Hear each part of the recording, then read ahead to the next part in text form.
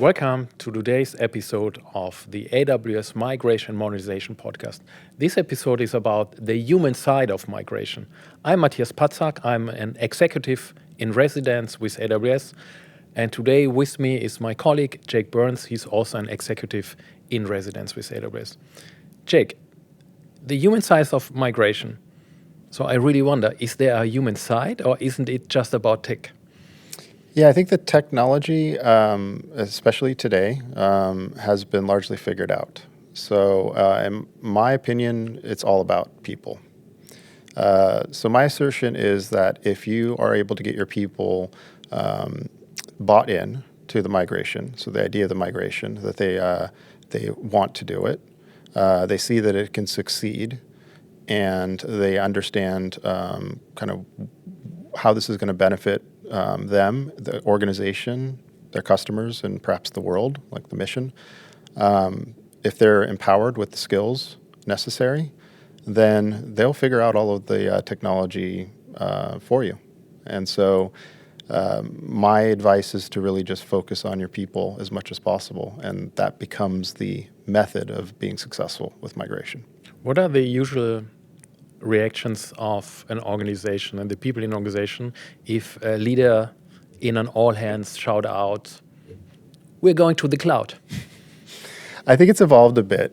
When I was migrating back 2015, 2016, that was generally taken very negatively. It's gotten better, let's put it that way.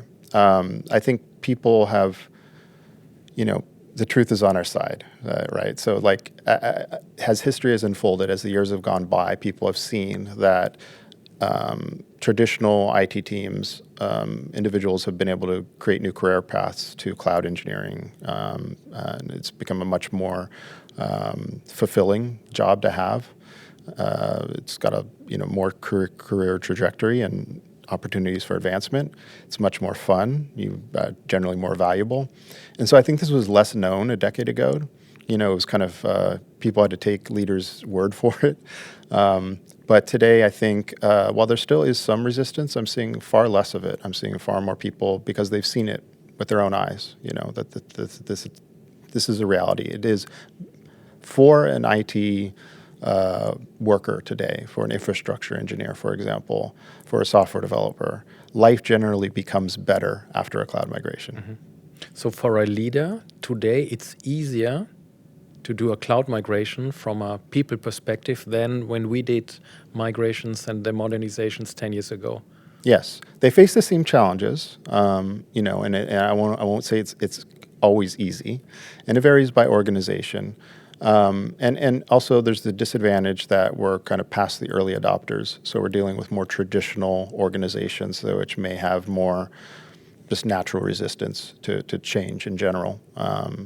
But that's countered a bit by the fact that they've seen so many great examples of, people's lives getting better by embracing this. Now, to kind of answer your question, if you just as a leader announce we're going to cloud, oftentimes the reaction or the interpretation of that is you're outsourcing my job, right? Because I'm a data center operator, I'm an infrastructure engineer. What am I going to? If you don't tell them what the career path is, if you just kind of lead with that with no preparation, then that could be the negative reaction. There's obviously ways to overcome that, which I think are very effective. But then there's also, beyond that, there's fear. So say they know that they're going to have these jobs.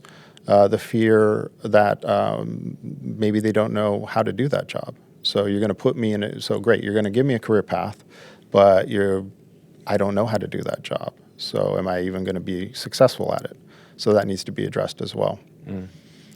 So obviously, the solutions to these things is to address these ahead of time, right?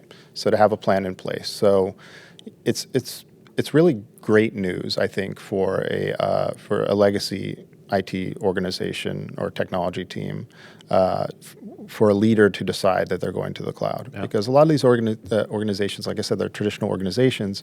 These people generally, they're in technology. They want to work with the most cutting edge, interesting technology.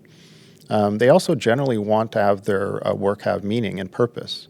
And so if you think about, okay, so I'm managing a server, or I'm managing a physical hardware in a data center, I'm very disconnected from business value and customer value and meaning. Yeah. But when you're a cloud architect, for example, you typically work a lot closer with the business folks that are solving real customer problems. So being closer to the value that's being created by the business is just by its very nature more fulfilling. Then the work itself is more interesting because you're working with more interesting technology and you're learning and you're growing and you're becoming more valuable in the marketplace. So now all of these things are true, but they have to be, the real key is, as a leader, is to be able to effectively communicate these things and create incentive structures that reinforce what is, like I said, like the truth, but in a way where your workforce understands it so they have a more positive attitude. And my assertion is if you can get them to have a positive attitude and give them the tools they need, then the rest becomes relatively easy.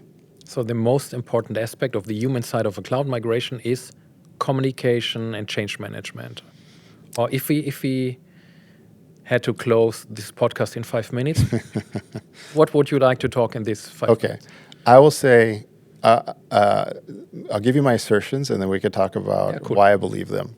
So in order to be to have a successful cloud migration, the most important thing is to have buy-in from your organization. Now, there's different layers of the organization. So there's going to be, say you're a CIO or CTO, there's going to be your technology organization that you manage. So getting buy-in from them. There's going to be your peers within the organization who you're going to need support from because they are stakeholders in the systems that you're migrating. So you're going to need support from them. And then you're going to need buy-in from the top as well, from the CEO, from the board, whoever that you need to please above you. So those are the three cohorts that you need to get buy-in from. In my experience, buy-in is comprised primarily of three things. So it's the why. Most people understand this, right? But the why needs to be very powerful. And I think this is something that people get wrong. So a very compelling reason why we're doing this migration. This isn't just a technology change. This isn't just we're trying to save money. This isn't just we're doing it because the boss said so. There's some real fundamental human value that we're creating by doing this. The how, which is essentially getting ownership from folks within the organization. So from leaders' perspective, you don't want to be the sole owner of this. You want everyone to feel like they have an ownership of this migration project. So there has to be a plan. That plan needs to be communicated, and you need to be receptive to feedback on that plan and incorporate good feedback into that plan.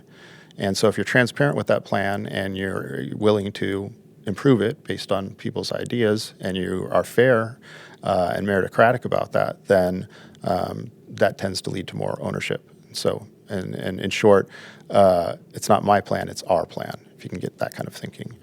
And then the last part of buy-in, and this applies to all three of these cohorts, is what's in it for me? Yeah. What do I get out of this, right? And so I think for the technology teams, it's become a really easy argument to make, especially if you let them do the migration or at least participate in the migration, is you're engineering yourself into a better job. Yeah. You reframe I'm engineering myself out of a job into I'm engineering myself into a better job, which they are. So if you do this well, which is support them, give them training, give them opportunities to contribute, they will, at the end of this process, be in a better job with a more fulfilling job that's more interesting, and they'll be more valuable and so forth, right? Now, what's in it for me is different for your peers. So they need to have some value that they get out of this migration. I think that's relatively easy as well because at least when I was doing a migration, the applications that I was supporting, there were problems related to infrastructure. There were bottlenecks. There were things that we just couldn't easily solve for very complex reasons. It was very expensive and finding the bottlenecks was not always easy. So the what's in it for them in that case was your applications are going to run better. Not only are they going to be more performant, but they're also going to be less expensive to run. which in my case they didn't care about because I was paying for it. But in a lot of organizations, you have showbacks, chargebacks, et cetera. And then you're going to have additional capabilities that you can put onto it just by being into the cloud. So that's kind of the case for them. And then for the top, it's really just kind of a larger transformation story that cloud migration helps enable. So by being in the cloud, we can become a more modern company and create more value for our customers. So buy-in is the second part. The third part then is enablement. And so that's largely about upskilling. It's about allowing the people who want to contribute to have the ability to. So I can really expand upon on how to do that, really indexing for the enthusiasm and willingness to change and learn rather than like current seniority. And then, ensuring that they have the tools and you do the training in such a way that it's going to stick. Yeah. That's not just like a paid vacation, which a lot of IT training is. And then lastly, it's really just kind of how you structure the organization in a way that's nimble and lean and fast and is, structured in a way that is more likely to lead to successful outcomes. Mm-hmm. So those are kind of the main ingredients. If you do all of those as a leader and just be intentional about those and pay attention to those, the cloud migration could be relatively easy and fun experience. I wonder about this buy-in element, because from my experience personally, I did a cloud modernization myself. This buy-in element can really stall and delay a cloud migration modernization. When I started with my cloud migration, I thought everyone in my organization would be excited as I about migrating to the AWS cloud. And then I learned, okay, there is this standard distribution in the organization. You have the innovators, the people that were coming to me already a year before, hey, shouldn't we go to the cloud? Hey, shouldn't we go to the cloud? Then the early adapters, the early majority, the late majority, and the laggards. But I thought, as a leader, I need to be able to convince and get everyone's buy-in in my organization, plus the peers, product management, and the other business departments, so that they support my cloud transformation. And it took me a while and a lot of communication effort and change management effort to make my life easier, with the decision being, no, not everyone needs to be convinced yet, because I want to start now, and I'm going to start with the innovators and the early adapters. And I don't need buy-in yet. So what is your experience on how to get buy-in, and how much buy-in do you need? Yeah, no, there's some great insights. So I agree completely, and my experience reflects that as well. So I like to be clear that buy-in is not consensus. It's not 100% agreement, right? What it is it's again, you're going to use what you have. You're going to explain to everybody in the organization what the opportunity is. Now, not everyone's going to be excited about it. The more the better, but like you said, there's that standard distribution. So the way I look at it is those early adopters are your allies. You want to enable them as much as possible, right? Those are the ones that are going to come along and be the kind of have that ownership with you first, right? They just get it. The biggest cohort typically that I see is the kind of the middle, like the swing vote, so to speak, yeah. Right? And the resistors are usually and increasingly less and less of those, but you will have those. And, it's an unrealistic expectation to believe that everybody will come along in the journey. Sometimes they do. In my case, I was very fortunate. I was able to get everybody to come along on the journey. It's not always the case. Sometimes there are people who just not, there's no amount of convincing that they will go along with it, and that just kind of do something else, maybe within your organization or elsewhere. That should be not a lot of people, right? So you have this middle swing vote that you need to convince. Now, what's key for them is they need to see success. They need a reason to believe this is going to be successful, and they need to see examples of why this is advantageous for them to participate in. So the kind of first thing that I recommend doing is you take those early adopters and you make them as successful as possible. right? You build some early wins in the beginning. You make them kind of your internal advocates and kind of force multipliers and kind of gaining more support from within the organization. So you're not just going at it alone, right? And then they become great examples. So, there's little things that make a lot of difference with people, like titles, for example. In most organizations, you can change a title without having to go through an official promo process, right? So, like, I would give the people who demonstrated interest and some capability, even if it's just taking primary training, give them a cloud engineer title, right? And then create new kind of career paths, career ladders for the cloud, so that people can see that there is advancement by doing these things. I think it's also important to have a very I say perception of fairness because the perception is more important than the fairness, but it should also be fair. People need to believe that the system is fair in order to participate in it.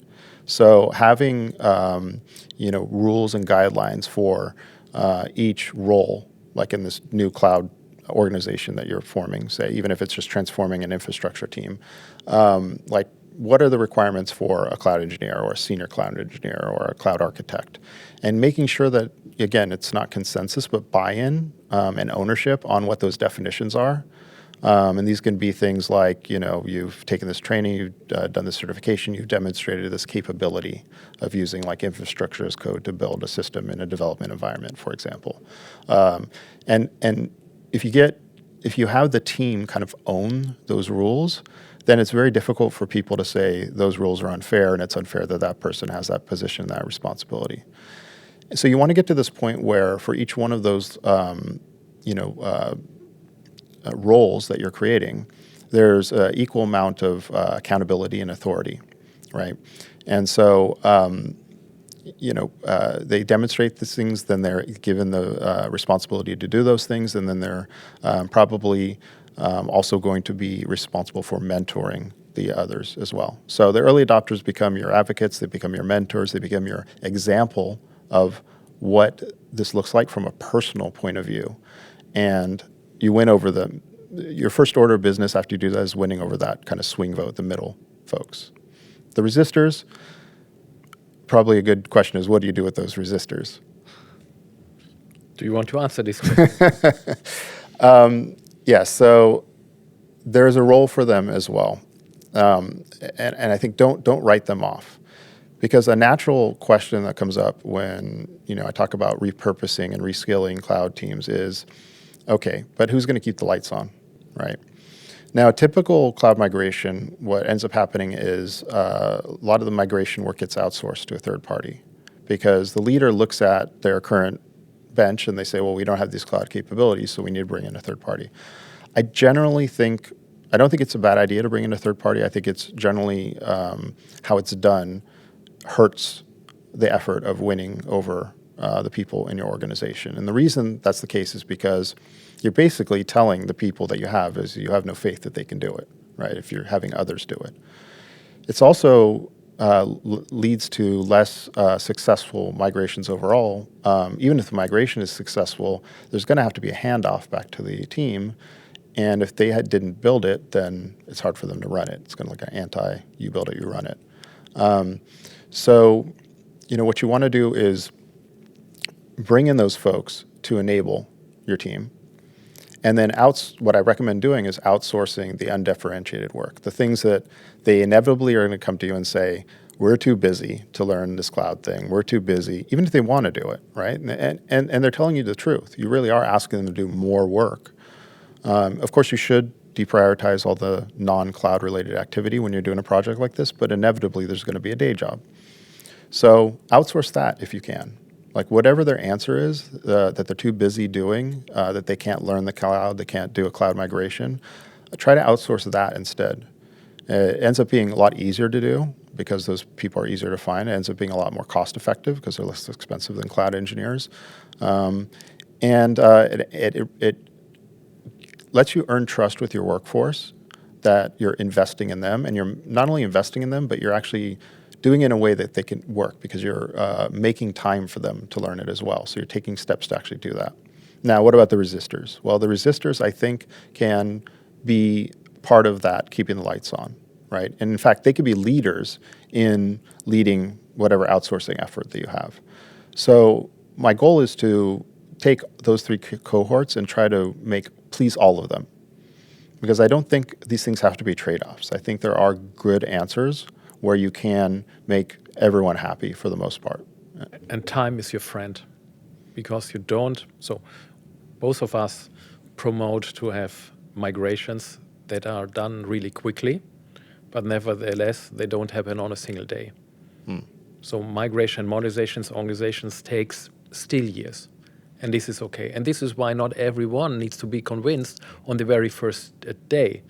And this is why I really like your approach that you find, and there is a lot of important work to do, while the innovators and the early adapters migrate and modernize, and you ask the late majority and the resistors or the laggards, hey, can you take care about and in my organization we called the part of the application of the technology stack that is still on premise, we called it the cash stack, because this is where we still made all of the money. And so we gave them an valuable task. Yeah, exactly. Everyone has meaningful work to do, right? And so you're not marginalizing the people who are resisting this, because that's just going to make them dig their heels in more, right? You want to make them want to participate. And so you give them useful work to do, and everyone gets the work that they want to do. Now, the trailblazers, the early adopters, they're going to probably set the policies, right? These are the things that the late adopters probably don't want to be doing anyway. So kind of everyone's happy. By the time that, let's just say, not the super resistors, but the kind of later adopters come in, the policies are set. If you're using infrastructure as code, probably a lot of that is already built and you have templates. And I really like the idea of using infrastructure as code like Lego building blocks and mixing and matching. So you could give kind of junior cloud engineers or like the kind of later adopters kind of approved pieces of infrastructure code that they can put together and actually do meaningful work building systems. Of course, having more senior level people vet and approve it.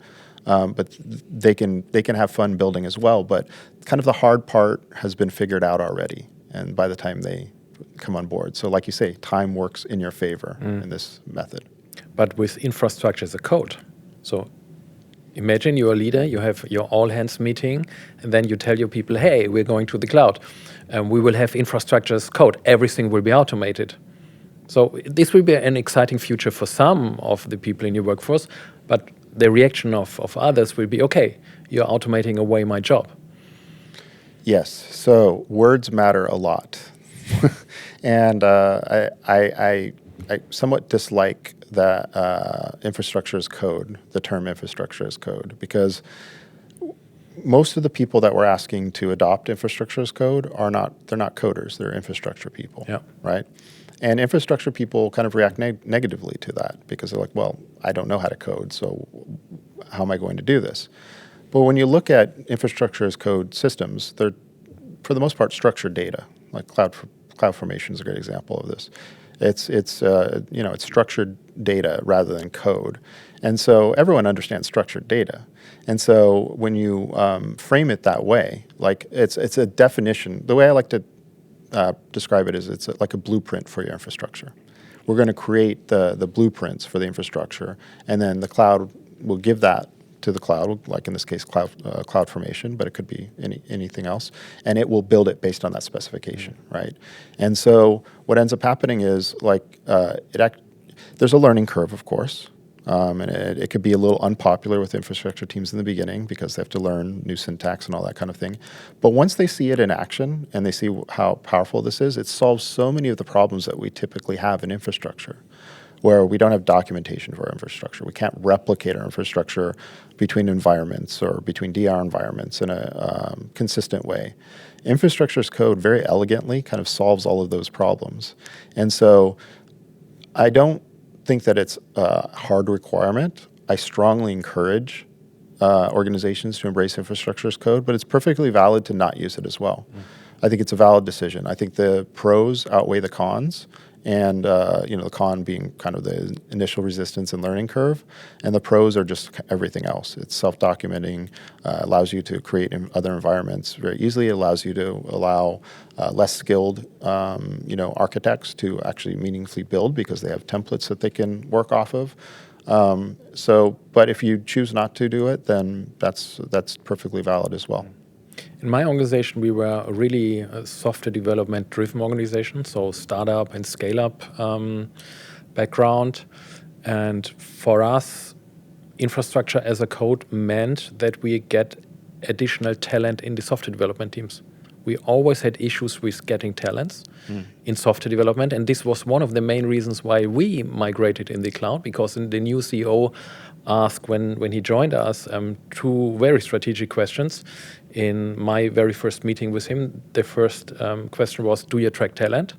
And the second, how does a 21st century tech stack look like? With the intention, him knowing that great talent and a great tech stack drives innovation. And so we moved in the cloud. We used infrastructure as a code. And manual change in production was a severity 3 incident. And at the beginning, it was really hard for the people in operations because, okay, are we going to need as many as we are right now? The answer was no. But we provided them a career path. And part of this was changing the job title, as you already talked about. So before we had software developers and IT administrators. I guess this was the title. And then we changed it. Everyone was an engineer. Not longer a software development engineer. It was just an engineer. It was really a T-shaped role. So people with a former development background, but being able to do everything. You build it, you run it.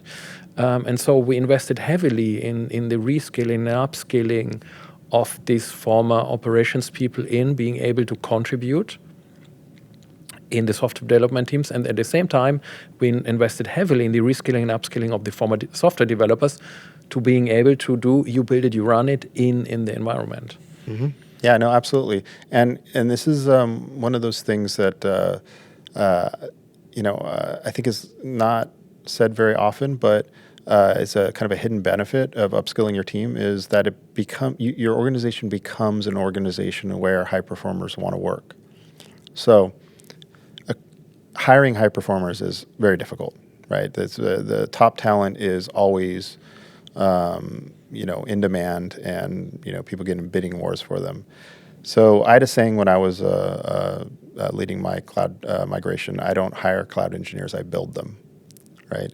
My point was, this was out of necessity, but in the beginning, I had frozen headcount. I had this mandate to go to cloud, frozen headcount, no budget, et cetera. Like it looked kind of dire, but these were blessings in disguise because it forced me to figure out how to, first of all, win over kind of legacy IT and people to the idea of cloud, because that's always the first step. Don't try to upskill until they want to do it. You cannot force them. So really spend the time to make sure that they really understand that they're bought in. But then the upskilling comes next.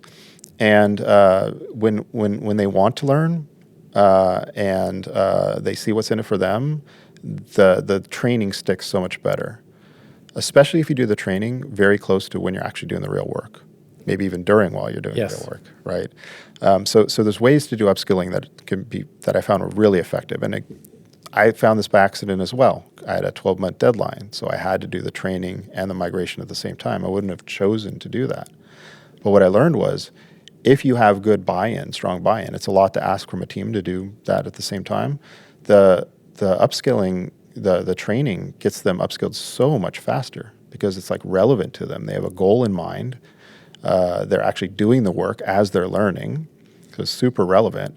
And I saw a team that had no experience with the cloud whatsoever, within just a few weeks, a couple short months, become very highly skilled. And by the end of the 17-month migration, they were world class. I put them against anyone in the world in terms of cloud migration, best in the world. So what is your recommended upskilling strategy? So very simple. First, buy-in. And we kind of glossed over this, but the big why, they have to have big why. I kind of frame this as if if they go to a family event, like over the holidays, and their parents ask them, what are you doing at work? What is their answer going to be? Are they going to be excited to say what they're doing, or are they going to be kind of embarrassed, right? If you say, okay, so I rack servers at work, right? That's not very exciting. If you say, well, we're doing things in the cloud, that's better, but I think, it's still, the meaning isn't clear, right, to non-technical people. But whatever organization you're a part of, whatever business or nonprofit or whatever organization you're part of, you have a mission. There should be a why that you're going to cloud, and that should be tied to that mission. Now, as a leader, it's your job to communicate that the cloud migration work is to advance that mission, because it really is. It really should be. And that's usually the case. It's to enable some sort of capabilities so that your organization could be more effective. Now, what does your organization do? That's important, right? I talked to a customer the other day. I couldn't believe it. They were using AWS and AI services through Amazon Bedrock to look for a cure for cancer. Now, that would be like one of the best whys that you could possibly have. Imagine you're migrating to cloud, and the reason you're doing that is to ultimately get more efficient at finding a cure for cancer. That is amazing. If you're a leader in that organization, that should be the message to your team, is that's what you're doing, right? Now, we're not all going to be fortunate enough to have a mission that's that powerful, but every organization has a mission. It could just be, we're making the concert experience better for fans. That's powerful also. And migrating to the cloud does allow your organization to do that ultimately. So as your leader, you have to be able to communicate that to the people that you're expecting to learn these skills, so that in their mind, when things get tough or when they're asked what they're doing at work, they have a great answer and they're excited to do it. But that's just one component. The second is, like I said, the how. They have to believe that it's going to be successful. They might really be bought into the mission. They might really trust you as a leader, but nobody wants to be a part of a project that fails. Everyone wants to be a part of a project that wins. This is just human nature. So they have to be convinced that this is achievable. Now, this is becoming easier over time because so many people are successful with the cloud now compared to when I was doing it, when it was less certain. But share the plan, allow them to be a part of that planning process. So it doesn't mean take every idea that everyone has and incorporate it, but just have a real, if you have a better idea, we will incorporate it, and be transparent about that plan. And really just kind of say to them, do you think this can work? And if not, why not, right? And so maybe not everyone agrees, but at least everyone understands the plan, and probably most, if not everyone, says we can do this. And then the last is what's in it for them. And again, like I said, you create those career paths. So how do you make training effective? Well, they go into the training with this strong why, believing that they're going to be a major part of implementing this plan, which requires these skills that you're asking them to learn, and that's going to be successful. And they see a career path. Mm-hmm. What's in it for them? They're going to have a better job. They're going to be more valuable to their organization and in the wider marketplace. And then you do the training at the right time. If you do it too early, then it's kind of like there's this interval between when they learned and when they put it into practice, so they forget. If you do it too late, then perhaps some of the choices have been made and they're going back and fixing things. So try to do it, ideally would be during the migration. I know that's not always possible. So the next best thing, which is most viable, I think, for most organizations, is just do the training immediately before the migration, so it's fresh in their mind. And if you do those things, the training can be, I've seen the training just transform people and their capabilities. Mm. What I did, we had a very structured way on onboarding every quarter new teams on the new cloud-native modernized application. And so we knew by September 1st whom out of the old traditional organization should onboard a new team in the new organization. So these people would get a formal training beforehand. So the first 2 weeks at the end of August, for example. Then we would onboard them in a new team, and then we paired them with external people. So we had a AWS partner, and it was training on the job. So we had formal training, and then we had training on the job, as you said, because you're just learning if you apply the knowledge immediately. From our perspective, what was a very, very valuable element was that we also implemented a train-the-trainer concept. Because at the beginning, we asked external training partners, AWS or this boutique consultancy, to set up trainers for us. It was very valuable, but very expensive at the same time. So we set up this train-the-trainer program, and then actually we had a wiki on a table, and we provided 27 different trainings. DynamoDB advanced training, DynamoDB basic training, foundational Scala training, advanced Scala training. And whenever 6 people signed up for such a training course, the internal trainer would just next Friday run this training. Yeah. And one of the side effects, it was not intended, was that we created informal networks in our organization. So the first effect was having an internal networks because of the training. People out of different teams knew each other. But we also added an additional badge to these trainers. So now I'm advanced Scala trainer. So we gave an additional career perspective and more appreciation to these engineers which we trained to become a trainer. Yeah, no, that's great, and it just reminds me of some other patterns of success to help with the upskilling, things that you've done. So one is make it a group activity, right? Bring people together, and if you can bring the training in-house, like we did AWS, all the AWS training classes, there's a lot more now, but there was just a few back then. We had the trainers come to us. So it wasn't we're going off individually to some foreign city and doing the training. We're doing it as a team. So it's kind of like a team exercise with leadership included in there. And so people, like you say, they kind of form these kind of bonds. Maybe they didn't get a chance to work together so closely, but now they're doing it together in the training. And so that's a big one. But then also like force multipliers, like we talked about the early adopters before. They become mentors within the organization. Eventually, they should be leading internal training sessions. So the first training becomes, it's the official training and all of that. Also bringing in partners to be those kind of mentors in the beginning and those guides in the beginning. But with the goal of kind of phasing them out eventually, right? Because you want to transfer that knowledge and that guidance role internally to your early adopters, and then they take over as those kind of internal champions. And then they should be doing mentorship formally and informally. They should be leading training classes for those kind of middle cohorts and the resistors to eventually come on board. And there should be this kind of flywheel effect where you get more and more of those senior level people, give them badges, give them titles, definitely, and create that cycle of success. And you use those early adopters to really kind of get that jump started for you. So now you have upskilled and trained all of your people. They became cloud engineers. Everyone is looking for great cloud talent.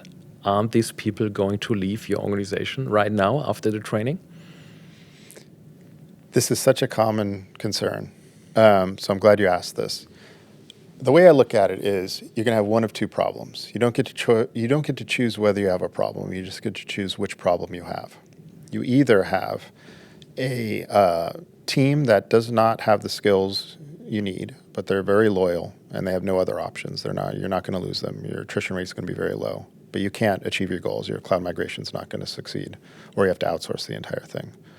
Or option B, the preferred option in my mind, is you upskill them. They become very valuable. They're able to help you achieve all your goals. Your migration is very successful, but now you have to retain them, and that's a different problem to have. I would much rather have that second problem than the first problem, and I think most leaders would agree.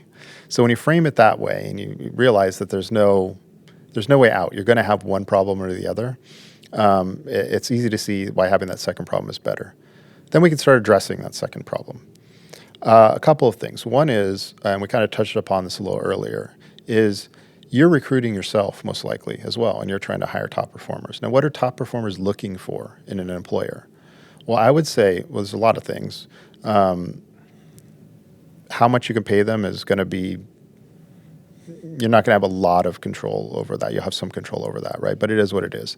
If you're a legacy organization, it's going to be hard to compete with some of the top tech companies in terms of top talent. So how are you going to get these high performers to come work for you? Well, I think what leaders underestimate the most is the environment in which you're going to work in. So as a top performers want to work on interesting projects. They're going to be much more likely to want to work for an organization that's using the cloud, that's using AI, that are giving them opportunities to use these cutting-edge technologies. They're also going to be more likely to want to work for an organization where other top performers work, right? Because they want to work with smart people and collaborate with them. So as you're building up this talent, you're becoming this organization that top performers want to work at because you have those people. And I would say even perhaps more importantly, they're looking for where they can grow. So if you're an organization that develops talent, and you're doing this on a continual basis, which you should be. It should never end. You should always be doing this internal training, external training, encouraging people to get certifications, giving them hands-on experience, which is another real important thing for the upskilling. And you're doing all these things on a continual basis. High performers really enjoy working at organizations like that. So it kind of answers this problem in two ways. One is it gives you this. Again, I go back to I don't hire cloud engineers, I build them. Of course, I'd love to hire them also, but it's harder. When as a leader, you have this capability of taking reliably and consistently, you can take people from within your organization, give them an opportunity and turn them into the skilled people that you need for a particular task like cloud migration or cloud optimization or cloud modernization. As a leader, it's hard to express how much of a relief it is to not be so dependent on recruiting to be able to achieve your goals. It's just this very powerful feeling to be able to have that capability. If you're in a large organization, that could be a very deep well as well, right? And so if you have attrition, if you lose people, it's less of a problem. It's because you're constantly developing new people. But you're also less likely to lose those people if you're always giving them new opportunities to learn and more challenging work as well.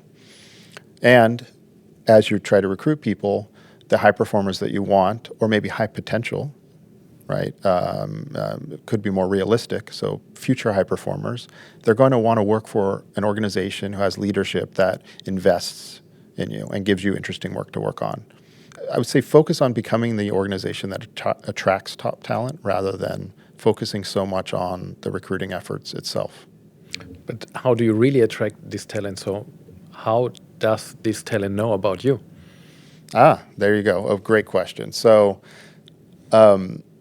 migrate to the cloud and talk about it. Right? So the more interesting work that you do, there's a PR component to all of this. And I tell leaders this all the time, like, why should you be a public reference for AWS? So you just achieved this amazing thing. Why talk about it publicly? Well, there's a lot of great reasons to do that. I mean, your team and your organization deserves credit for all the great things they did. It's a great thing for the brand itself.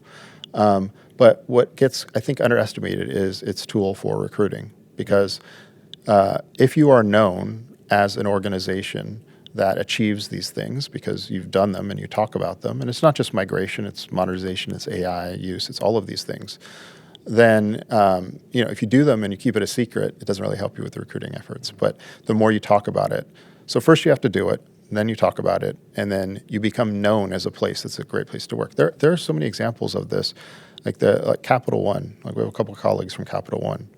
I think before they migrated to cloud, they probably, maybe it was known as a great place to work, but did you really think of them as like a technology company? Top notch. Yeah, but now they're considered that because of what they achieved, how well they migrated to cloud and adopted that technology. So. And what does this do with your salaries in the organization?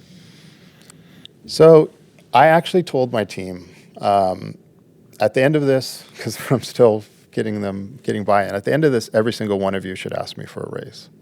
Now, I probably won't be able to give it to everyone. I can't guarantee anything, but you should definitely ask. I think we get very much caught up in, look, the compensation matters. There's no way around that, right? Of course it matters. But I would argue that there are things that matter more. So be competitive with salaries. Give raises where they're deserved.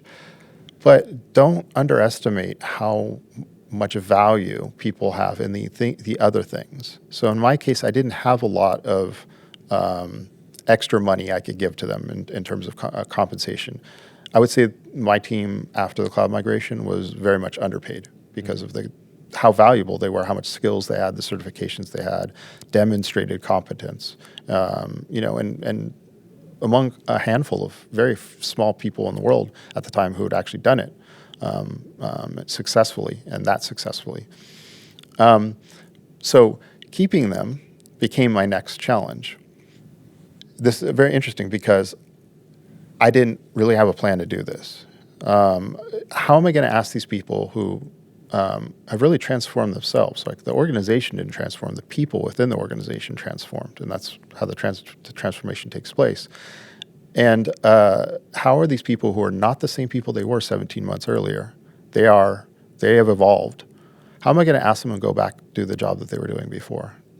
These people would not want their old jobs. So this was a real problem that I had.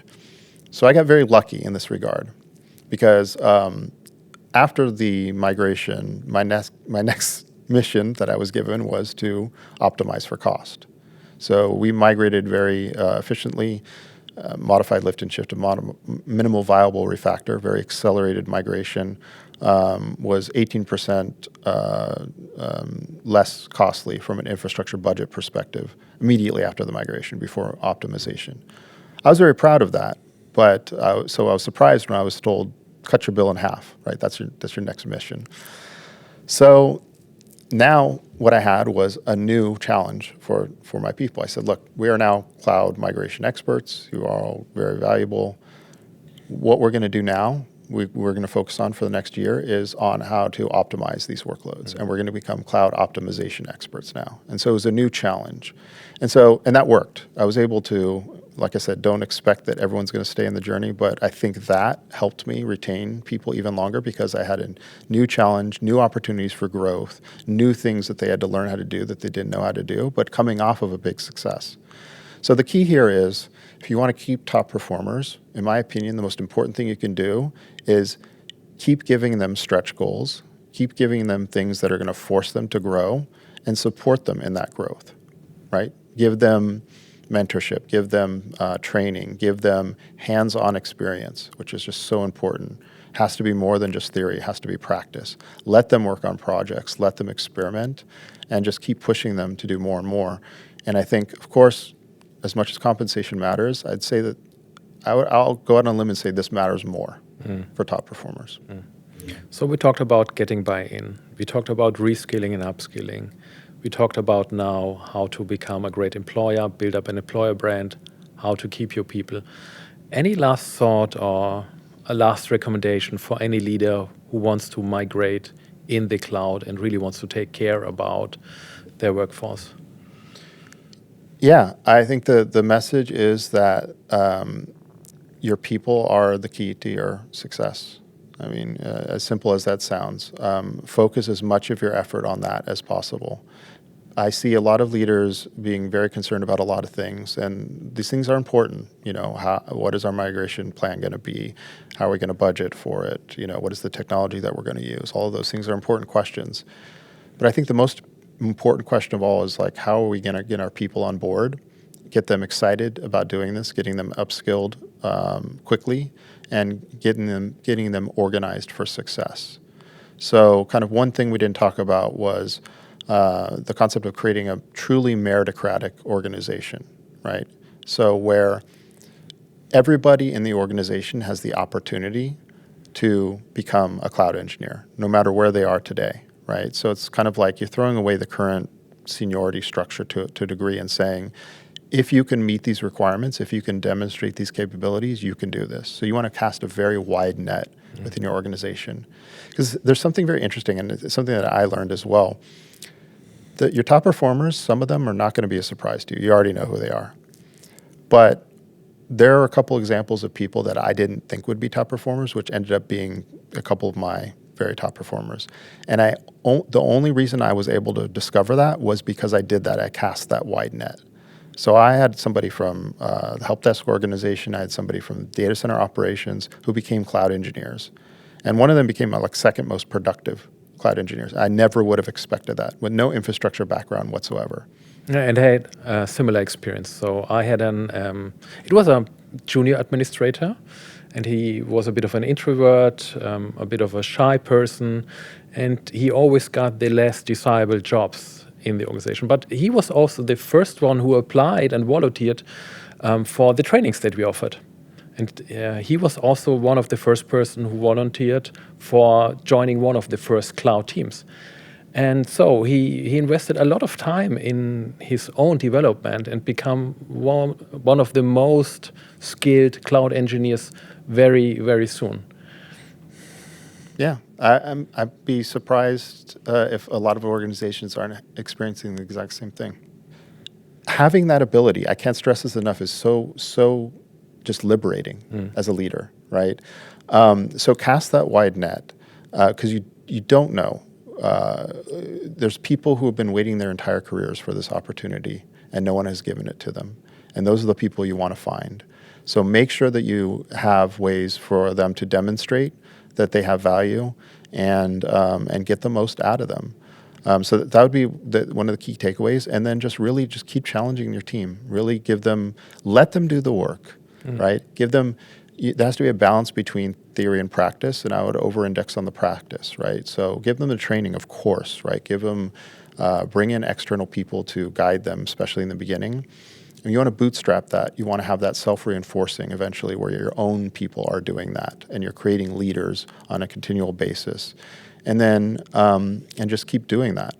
And that's the key to success, not only with the cloud migration, right? Because you need your people on board. You cannot force a team to do a cloud migration. They have to want to do it. Or any kind of transformative change, they have to want to do it. So you have to get that buy-in from them. They have to be enabled. They have to be given the opportunity. And then if you do that, focus as a leader on solving that problem, the rest becomes relatively easy because they will solve those other problems for you. And we should not forget that cloud migration is not just a great job opportunity for the software developers, the people in IT operations. It's also a great job opportunity for the head ofs, the directors, the VPs, the CIO, and the CTOs, because this is what we see, what the market is asking for. People that have done it before. I mean, absolutely. I mean, we're hiring those people, in fact. Yes, that's true. Jake, thank you very much. I really enjoyed the conversation with you. I hope you enjoyed this as well. This was our episode of the AWS Migration Modernization Podcast about the human side of cloud migration. Thank you very much.